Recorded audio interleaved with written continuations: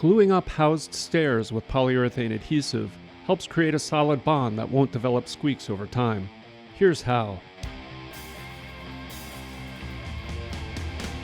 Working from the underside, insert the tread and apply a healthy bead of adhesive into the stringer connection on both ends. Then insert the wedges that lock the treads in place. For risers, run a continuous bead on the underside of the tread at the riser connection, and a second bead along the back edge of the lower tread. Then position the riser, apply a healthy bead into the joints, and insert wedges.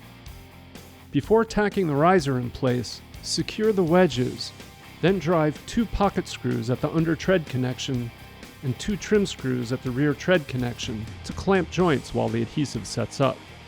In this mock-up, we're using Tight Bond Fast Set that won't become brittle or crack. It makes a fast bond that sets up in 10 to 20 minutes. To install the staircase, apply a final bead to walls at stringer locations, then place the stairs and tack in position while the adhesive sets up.